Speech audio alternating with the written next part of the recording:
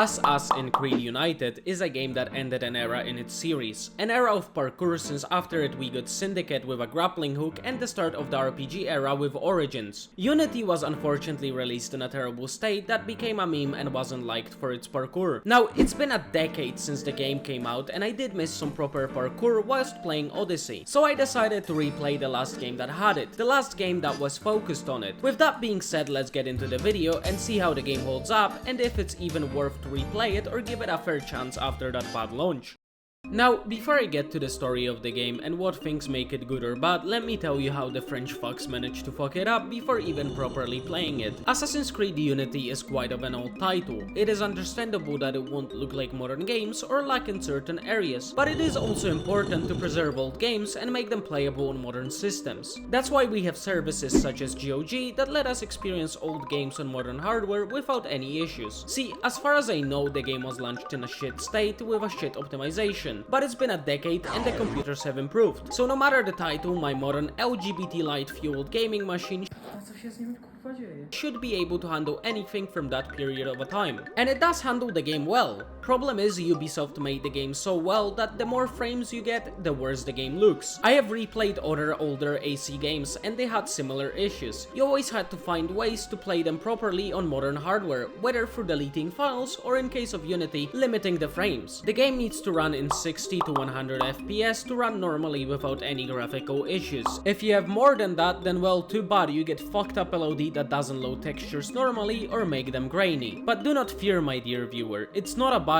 and not a problem, since as we know the main curse is the simulation, so you just have to tweak the animus for Nvidia control panel to make the game playable. It's honestly such a fucking joke, considering that no matter what you think of the series, you do have to agree that it is one of the most important series that came to existence. But with that being behind us and Nvidia control panel, animus being tweaked, we can get into the game. Now, before I start with the story, let me tell you about the setting of the game. Unity takes place during the French Revolution, and to be exact, we play as Arno from 1789 to 1794, so we don't get to exactly experience the Eiffel Tower, but we do get to climb it during a modern day animus glitch. What we do get to experience in the game is that short guy Napoleon and the streets of Paris during that time. And since the game is quite old, I won't refrain myself from starting with spoiling the whole thing. If you don't want spoilers, you should see a timestamp telling you where the spoilers end and parkour part of the video starts. With that said, let's get to it. United Creed in Us starts with introducing us to our main character. Ubisoft, taking the Ezio quirk, started with Arno, our main character, as an ADHD fueled child. So much so that when his father tells him to sit and wait until the arm of the watch reaches a certain hour, he prefers to simp and run after a girl. They fuck around the mansion and she tells Arno to steal an apple. And since Arno is not a pussy, he does that, which teaches us how to escape the unwanted attention. They continue to run around until people panic. Arno, instead of checking what's the situation, snitches on himself.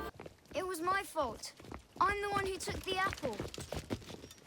But fortunately, it's something else. It's his father that got killed. This is even directly connected to Assassin's Creed Rogue, but let's not get aside and focus on Unity. Arno gets adopted by the girl's father, Francis de la Serre. Now, I know I butchered it since I'm not French, so let's just call him Francis. After that, we get a time skip and we learn that Arno grew up to become a mix of Altair and Ezio since Ubisoft ran out of character ideas and traits. Can't win fairly at cards, so you stoop to thieving, you bastard! Calm down, Victor. I've only come for my watch. It's my watch. I want it fairly. Well, in a just world, Victor, I would agree with you, but this is not a just world. This is France. Arno embodies charisma and big dick energy to fuck around with people and try to come out with gain. He also disagrees with the Brotherhood a lot when he joins it. Anyways, in the beginning we'll learn about him and his relationship with the people that adopted him. I'm specifically pointing at the girl he chased named Elise. Arno, despite becoming her stepbro, still likes her. But you know what the stats of the hub show, it's the best kind of experience you can have, especially when she gets stuck in a drawer. With that said, Elise and her father attend a party without Arno. Unfortunately, an important letter isn't delivered to Francis, and Arno decides to take the mission of delivering it. But before doing so, he decides to visit his stepsister. And since Arno procrastinated with said mission, his stepdad gets killed and it starts off his assassin arc. Arno is put in jail and assumed as Francis's killer. In jail, he begins to have schizophrenia, which in AC lore is considered a special ability. Since he's developing schizophrenia, one guy notices it and decides to steal his watch to make him pissed. They fight over it, and it turns out the guy who is calling him a pisspot, Come here, you little pisspot, is from the Assassin's Brotherhood and knew his father. So whilst in jail, he and Arno train until the people outside start rioting, making it a perfect escape opportunity. After escaping, Arno meets up with the Brotherhood and completes his training off camera. Arno, or we as the player, do the mission that proves our skills, and we start working as a proper assassin and not just a trainee. So now we have his redemption arc starting. After eliminating his first target, instead of the usual talks Ezio or any other assassins give, we get to experience our target's memory. And now, before I continue, let me say that I really don't like it. What usually kept me engaged as a child playing these games was actually seeing the antagonists and slowly hunting them down. I feel like there was a bigger build-up in the cases of the older AC games. I mean, Ezio was hunting down the killers of his family, and we did meet the targets usually before and after killing them. And okay, you might think this just happens once, since it's Arno's first assassination, and unfortunately that's not the case. The whole game has these bland antagonists. Every single target isn't really memorable, and I honestly hate it. I would love to feel Arno's vendetta. I would love to learn about his targets more than just there's a guy, kill him, and sniff out his memories. But that's enough of the bitching, let's get back to the story. So here, Arno continues his vendetta against Templars that killed his father and his stepfather, killing a target after target until he learns that they want to kill Elise. You know, that chick he was simping for? He learns that the Templar Order wants to kill her, and loving the step pussy as much as he does, he needs to defend her. From now on, it's fixing and fighting the Templar Order. Arno, after defending Elise, decides to explain the whole story to her and introduce her to the Assassin Brotherhood. She asks the Brotherhood for help, and they say that they will think about it, but time can't be wasted, so she and Arno start looking for clues. Anything that could be of help in the situation of a fucked up Templar Order. It would be nice, but then she decides to talk to the Grandmaster Assassin and he's fucking dead. So obviously, since they can't report it to the Council of the Brotherhood, they decide to find the killer themselves. The killer turns out to be Pierre. You know, the guy that trained Arno. Took you long enough, pisspot. Belek. Should've known it'd be you that find me. Only question is, what happens now? You poisoned Mirabeau. He poisoned us! Peace with the Templars is a fairy tale. Arno and him fight whilst he reveals why he did it, saying that Templars and Assassins shouldn't be together and that war is the only way to obtain peace. Arno obviously beats him. After killing the guy that taught him everything, he is told by the Brotherhood to not chase the Grandmaster of the Templar Order, and he decides to do it. So he continues to kill a target after target until finally getting to him and failing to kill him because he preferred to simp. I mean, even Elise didn't like it and she decides to leave him. Damn it! Our one chance! It's not over. We'll find another lead. No, we won't.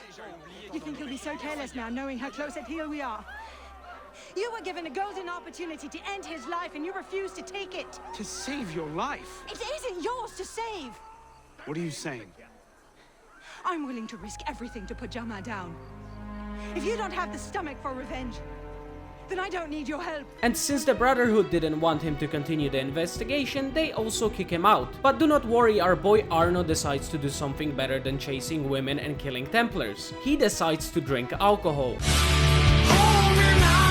We as the player get to experience how it would be to have the assassin's skills and use them to obtain the most important thing in the world: alcohol. Jokes aside though, Arno has his depression arc in which he loses his watch. Obviously he decides to get it back since it's the only thing that he has left after his dead father, and whilst doing so, he meets Elise. They talk things out and he decides to get back to the game. First target being that guy you couldn't kill at the start of the assassin arc. He and Elise continue their search for the main antagonist of the game. They look for files, destabilize politicians, kill people, and finally they get his location. Now, you might have noticed that throughout the whole time I didn't even talk about the main antagonist of this game, cause he isn't really memorable. At the beginning of the game you meet him and consider him an oppressed by Templars silversmith, and then he is somewhere in the memories. Compared to other antagonists of the series like Borgia, he is probably the worst out there. I would say how he is as a silversmith is how he is throughout the game. The only time he matters is during the last boss fight. With that said, we get to the antagonist's place and Arno tries attacking him. Fortunately for the antagonist, he has an Isu artifact that gives him a shield and knocks Arno off of him. We chase him into the tombs where we meet up with Elise and start a boss fight. And honestly, the boss fight isn't super duper bad, but at the same time it isn't super duper good. It's cool that you utilize stealth elements of the game to beat him, but at the same time it could have been better. I mean, it's just fucking around with detection itself. I would rather see him producing crowds in which you have to blend in, utilizing smoke bombs, cherry bombs, or other skills we've learned throughout the game. But after downing his health bar, Arno gets knocked off for the last time and gets stuck under some rubble. Elise tries to help him get rid of it, but the Templar Grandmaster tries escaping, and she, despite of seeing what that sword of his can do, decides to attack him alone and die. Arno cries over her death and then decides to finish off the head of the Templar Order whilst also exploring his memories. We get a memory in which Arno talks to the Grandmaster, and after that Arno decides to bury Elise next to her father. After that we get a time skip in which he visits the tomb with Napoleon and the story ends. And if I'm being honest, it was my second time playing the main story. At first I thought I didn't remember it because I was high as shit while playing the game. Turns out it wasn't the drugs that made me forget, the story just isn't memorable. I feel like the developers didn't know on what to put focus on. Instead of focusing on a good antagonist and Arno's relationship with both Elise and Pierre, it was spent on some shitty memories. I can't say it wasn't something really bad, but it wasn't good either. There were some moments that I enjoyed, like seeing Pierre on the screen or that mission with a hot air balloon and Elise. Apart from that, after completing the story I felt wasted.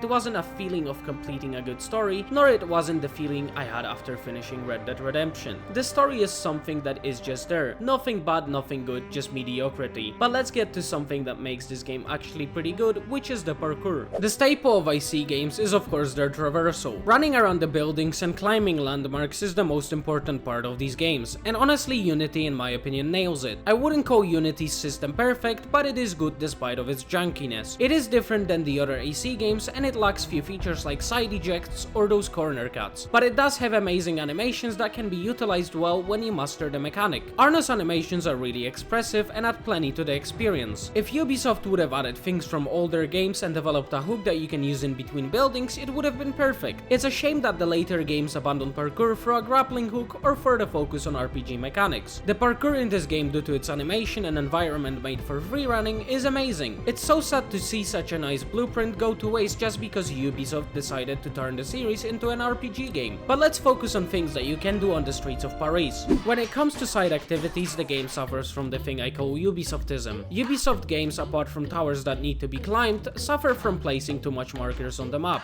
At some point I was looking for one place on the map just to give up and search for it on the internet, and after doing that finding it on the in-game map. The side activities, apart from helix rifts, which are just you fucking around the map and collecting some points before extracting, are fucking boring. The side quests in this game don't have proper cutscenes and usually narrow down to protect the target, kill the target, or steal something from the target. It's so sad because the map is filled with plenty of them. I would honestly rather have few meaningful and interesting quests rather than dozens that are boring and not memorable. Apart from side quests, we have Nostradamus Enigmas, which are basically riddles that we can do to unlock an outfit. And honestly, I didn't finish it since I got bored really quickly. It's just running around from a riddle to another riddle until you're done. Compared to the parkour challenges in the AC2, it's horrible and not worth your time unless you really want that outfit. It's such a shame since I thought it's going to be a fun activity and it turned out to be so boring that at times I decided to look for answers on YouTube. The side activities are just filler that you can but don't have to do if you just want to experience the mediocre story. The only thing that makes them bearable is stealth and combat. And honestly, the stealth in Unity is solid. I do miss whistling and hiding in the bushes, but other than that it is quite good. We are provided with an arsenal of bombs we can use during stealth, and aside from a hidden blade we get a phantom blade that is a hand crossbow. It's fun to utilize all these things we are given to assassinate Templars and our targets. It's also important to state that we will be doing plenty of these segments inside of buildings, and utilizing that environment for stealth fits these gadgets well. Apart from that, the sword combat is just okay. It's not as flashy as AC4, it just does its job. It can be fun to fight hordes of enemies, but it isn't something wow. Just recycled mechanic that we've seen in other games with some changes. Now, it is important to mention that we can upgrade Arno's armor and focus on things that we deem important. Whether it's stealth or just pure combat, it's up to you. The game provides us with different types of weapons and armors. Apart from that, as in any other AC game, we are provided with legacy outfits. With that said, let's move on to the DLC segment. Many of you might or might not know that the Unity has its DLC, and for those who don't know it has a DLC, I don't blame you. The DLC took me less than 3 hours to complete, and it looks like a proper side quest that we should have just had in the base game. It's just an end to the story of Arno, and there's nothing special to it. The DLC revolves around Arno finding an Isu artifact that we get to use for a few minutes. The only thing memorable about it is Arno imagining Elise and him warming up because of a kid. What happened to turn you into such a connard?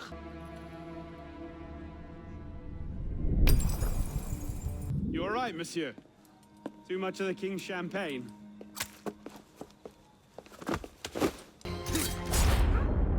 Elise! Elise! Elise! Now, with that said, how does the game holds up after more than a decade? Graphically, it's just okay. At times for me it would look like a modern game on low settings, but sometimes it can look nice. Mechanically, it's pretty solid, although it does still have some bugs. The ones that I was able to spot was floating and Arno breaking his bones while doing a cover assassination. The only game-breaking bug I encountered was the one with a lift. Basically using it causes Arno to get stuck inside of a building with no way of getting out apart from restarting from a checkpoint. So is the game worth playing? Depends really. If you're a true Assassin's Creed fan and you've never experienced Unity, I'd say go for it, especially that you can buy the key for the game really cheap. If you've never played an AC game or you come from the RPG era, I would tell you to grab some of the older titles like the Ezio's trilogy instead of Unity. It's just an okay game. As I said before, it's nothing wow, it's just good gameplay wise in some areas. The story won't give you that Ezio feeling. The only good thing about the game is its stealth and parkour. With all that said, I would like to thank you for watching the video. I really like the AC games since they are part of my childhood and really wanted to make a video about one of the games, so I do hope that you enjoyed the video and I hope you have a good one.